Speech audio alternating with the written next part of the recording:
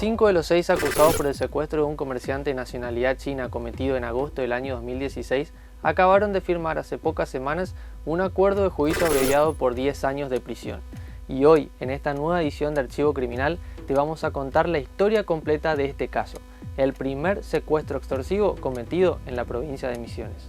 El secuestro del joven comerciante de nacionalidad china de 25 años en aquel entonces fue cometido durante la medianoche del martes 16 de agosto del año 2016. Esa noche, el muchacho había acordado encontrarse con una mujer que había conocido por las redes sociales y el lugar acordado para el encuentro había sido un parque cercano al arroyo Vicario en la zona del barrio de Villa Urquiza, en Posadas. Sin embargo, lo que el joven nunca imaginó fue que esa mujer formaba parte del plan y que ese encuentro iba a ser el comienzo de su propio secuestro. Esa noche el joven cumplió con su parte, fue hasta el lugar que habían acordado y cuando llegó al lugar, la joven se subió a su vehículo y le dijo: vamos hasta la costanera de Villa Cabello, en la zona oeste de Posadas, hacia su emboscada.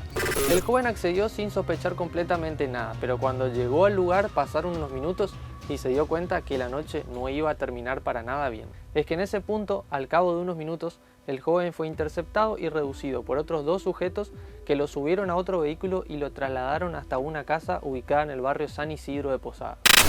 El secuestro había comenzado y cerca de la 1 de la madrugada del 17 de agosto de 2016 se produjo el primer llamado extorsivo.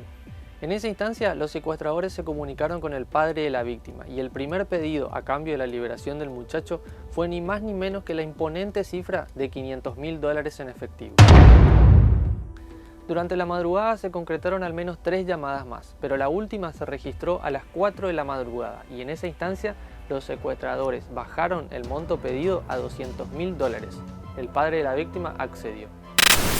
El acuerdo consistía entonces que el hombre debía llevar el dinero en una bolsa y dejarlo a un costado de la Ruta Nacional 12 frente al barrio de Los Lausianos. El hombre cumplió con lo pautado, pero al cabo de unos 30 minutos volvió a pasar por el lugar y al ver que la bolsa con el dinero continuaba en el mismo punto en el que había dejado, decidió volver a tomarlo.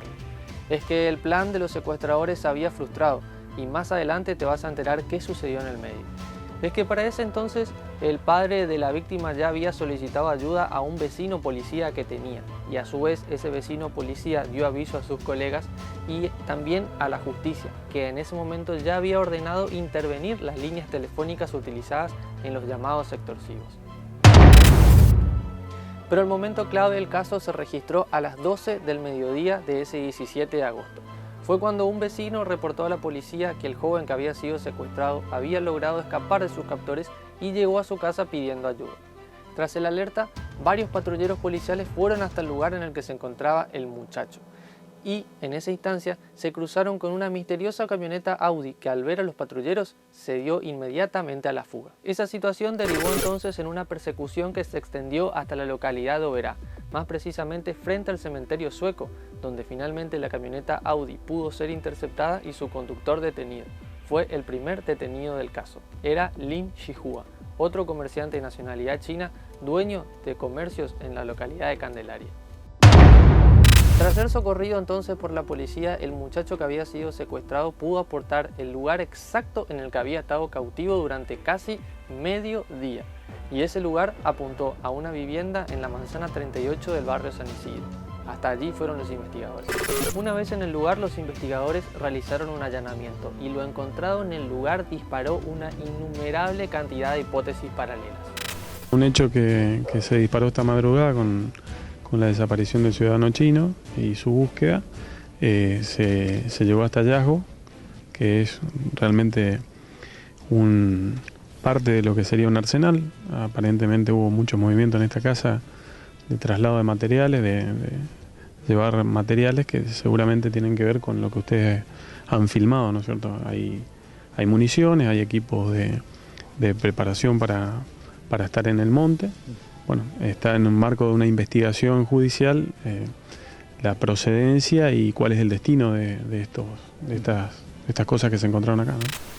La primera sospecha es que el lugar se trataba de un búnker utilizado como lugar de tránsito por integrantes de la guerrilla paraguaya, o, en su defecto, que el lugar era el centro de operaciones de una banda criminal transnacional y multirrubro que estaba operando en la zona.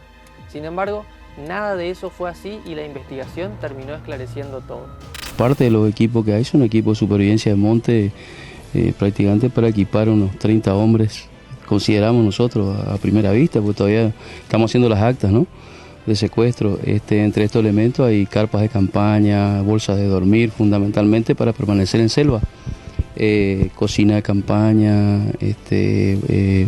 bengala, bueno, observamos cajas de granadas de guerra, ¿no?, FMK2 que están a la vista, portas equipo, fundamentalmente hay chaleco porta equipo, que es lo que ustedes filmaron recién ahí.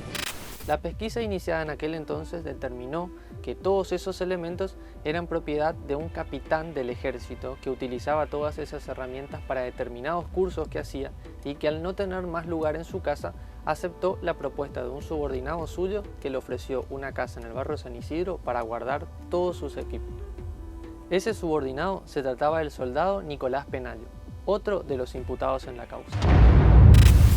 Mediante escuchas telefónicas y otras averiguaciones de campo, la Fiscalía Federal de Posadas pudo reconstruir entonces que en el secuestro habían participado al menos 6 personas que pudieron ser identificadas y detenidas. Los detenidos entonces fueron Lin Shihua, detenido ese mismo día después de la persecución que se extendió hasta Oberá, el soldado Nicolás Penayo, los hermanos Alejandro y Fernando Cenesopa, Adam Rojas y Alexis Puchalski. La investigación también determinó que los secuestradores se habían equipado para el hecho. Habían alquilado la casa en el barrio San Isidro, habían conseguido un automóvil para realizar el traslado de la víctima, habían conseguido teléfonos y chips descartables y hasta se habían encargado de conseguir esa mujer que terminó funcionando como el señuelo para secuestrar a la víctima. Se determinó también que fueron Penayo y Rojas quienes durante la medianoche del 16 de agosto del 2016 capturaron a la víctima en la zona de la costanera de Villa Cabello y lo trasladaron hasta la casa del barrio San Isidro, donde Puchalski y un tal Chiqui se iban a encargar de custodiarlo. A partir de ahí, el encargado de realizar los llamados extorsivos era Penayo, mientras que Lin Shihua y uno de los hermanos Cenesopa se encontraban en la casa de la víctima, fingiendo colaboración, pero en realidad estaban pasando información al resto de la banda de los secuestradores. Es por ello que cuando el padre de la víctima dejó el dinero al costado de la Ruta 12, nadie pasó a retirarlo. ¿Por qué? Porque ya sabían que el hombre se había puesto en contacto con la policía y que la investigación estaba avanzada. Según concluyó la justicia, esta situación dejó completamente desorientados a los secuestradores. Y eso, sumado a la ingesta de alcohol que habían realizado durante esa madrugada mientras hacían las negociaciones, nubló los pensamientos de la banda y eso terminó de resquebrajar por completo el plan del secuestro. De las pericias telefónicas surge que la banda entró en conflicto. Mientras una parte quería continuar con el plan para conseguir el dinero, otra parte quería descartarse de la víctima.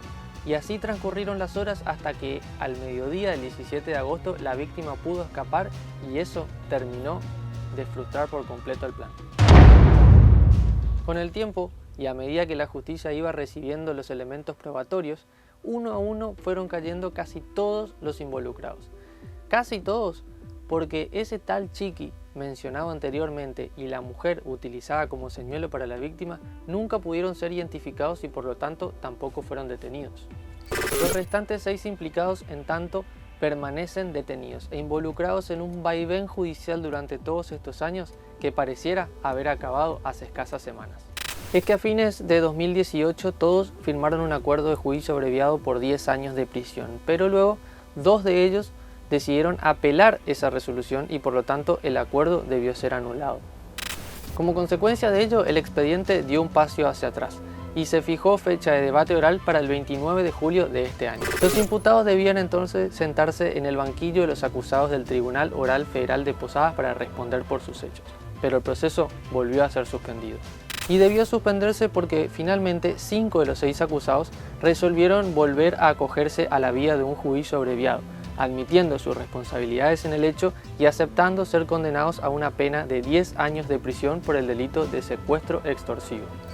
El único que no aceptó firmar ese acuerdo fue Alexis Puchalski, quien consideró que su participación en el hecho fue menor y por lo tanto quiere enfrentar a la justicia para que allí se decida su suerte.